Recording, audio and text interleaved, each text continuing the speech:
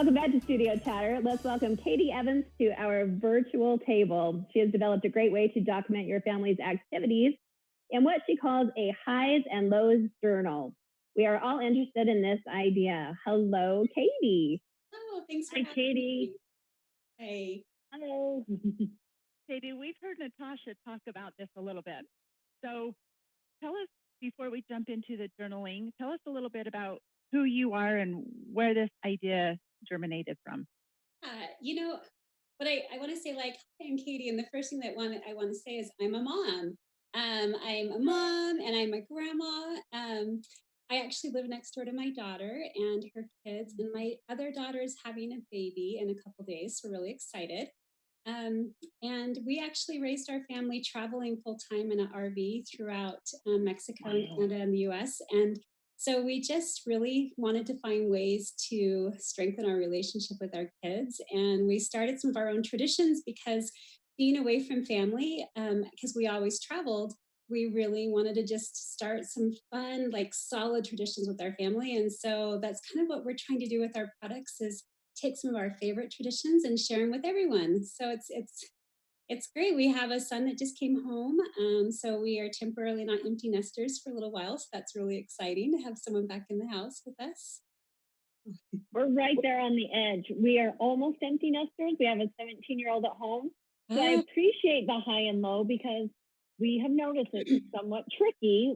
Like we talk, but they give yes or no answers sometimes. Yes. And that is, that's one thing we found with our kids. We're like, give us more, and that's the last thing they want to do, right? When you're like, so tell me more. and Well, for me, Kati, I'm a late bloomer, so we're right in the thick of it. So we have a near a 6-year-old and a 9-year-old, and the interesting thing for us, I think, has been the concept of highs and lows isn't necessarily new per se. I think that it's been something that people have maybe gone around and talked about at the dinner table before, but I think the love that we have had fun with so far, and we just got ours at Christmas time, was to be able to write it down. So write and reflect. And I think it's so amazing at this time in their lives to be able to write that down and how we'll reflect on that in the future and how it impacted them and how it made them feel. I'm going to get emotional now, just because we're having a birthday party next week and I don't know how to do a 6-year-old birthday party. I don't know how to explain distancing very well. And to have their little thoughts written down is very touching. So, and you talk about even older children coming home from missions, or just the idea to have it journaled, almost like a time capsule, or to have it in their own writing is just, it's been so awesome to kind of go through that. And the highs of the day, and right now it feels like we're a little bit in the lows, but to have it documented, I just think that's so amazing. My kids are, they all have their own families now. Well, some of them have their own children now. And that's why we made the journal, is I wanted my kids to be able to continue this with my grandkids. And it is so fun. We will sit around and we'll open up, because when we started doing it, I had a little 3-ring notebook is what I would do it in. And we laugh. And the kids are like, oh my goodness, do you remember that? Because we'll talk about something that they said was their high. And to be able to reflect and go back on that has really strengthened their relationship. And it's been fun for my son-in-laws and my daughter-in-laws, because they're learning so much about their spouses as they were children, because you don't really sit down with your husband and share everything that happened to you when you were 9. But as you're reflecting in these journals, they're like, oh, that is how come Tatum acts that way. That's how you were, or whatever. And it's really fun. And I think right now, we really are like, we're making history. This is so different for the whole world. And so we're really recording our history. And that's one thing that really hit me a few days ago, is what we're writing down is monumental. It won't happen, hopefully, again in our lifetime or our children's lifetime. And so this really is history, and to be able to record those feelings, and like your birthday party, that's a really big thing. And for her, when she's 20 or 30, to look back and go, I remember that. And I'm so grateful for this experience, or what I learned is really valuable for them. Oh, Kati, you started this. Oh, sorry. Go ahead, Stace. Oh, no, I just wanted to see, what does this high-low journal look like? Do you want to show yours? Do you want me to show one? Yeah, it's a beautiful book too. It's kind of this linen type cover, yes. And then so this was a fun thing that we've had too. So it's not necessarily like highs and lows. I mean, highs and lows are super important in all of the journaling that's kept there, but she has fun other on the opposite page questions in here. So what is your superhero name? So we have Super Gunner, Super Dad, Super Berry Bear, and Super Mom. That's what we came up with that day. But there's different questions. If you could be any character from a book, who would you be? So to start those conversations, and maybe even, and I'm speaking because mine are smaller, but to kind of step outside of themselves and even think a little bit, like, oh, I don't know, that's fun, or start conversation starters, I guess. Well, and we started doing the questions of the day when our oldest was 13, and we always did the high and low at the dinner table. But at that age, she was starting to be a little bit more quiet, and so tell us your high, and it was a little bit shorter for a minute, or tell us your low, and we started doing the question of the day. And sometimes, I mean, real life, right? Sometimes our teenagers aren't really happy with us or what happened in their day.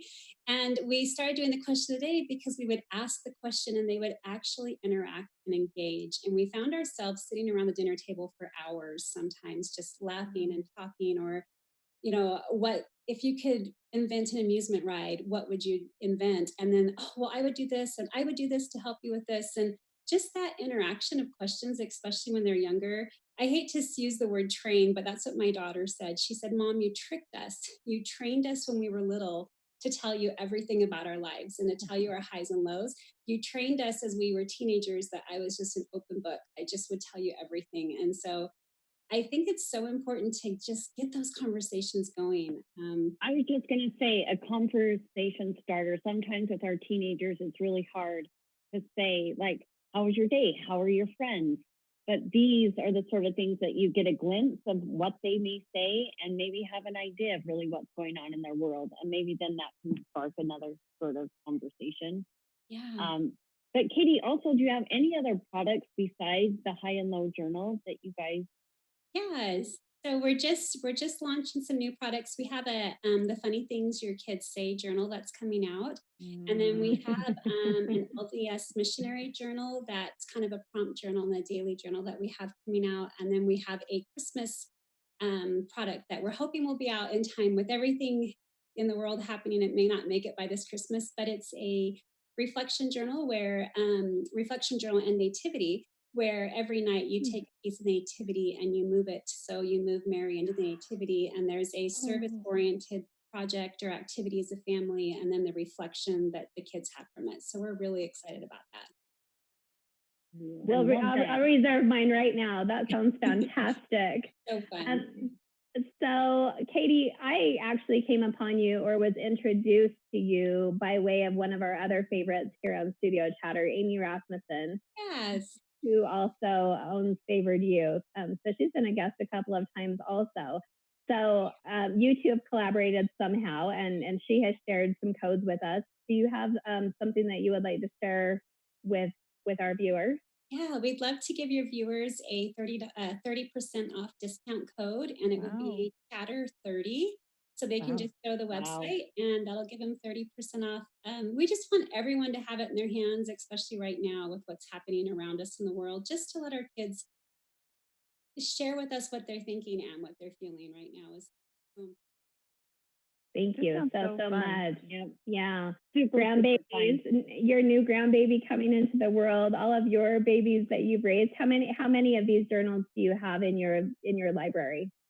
Of our personal, we have probably 15 to 20 3-ring notebooks. And they're sticky, and there's like we do it at the dinner table. So there's like spaghetti fingers and chocolate fingers. And so we actually have a cover that goes on the journal. It's a plastic cover if you want to order a cover to keep it. And they are so fun. So now that we have a real journal, it's fun to watch my older kids. They like hold it like this. They're like, here you go.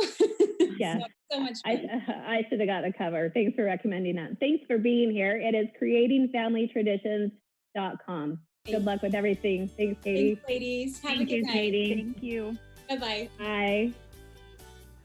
Coming up next, we'll learn some ways to de-stress in the crisis. Stay with us for more studio chatter.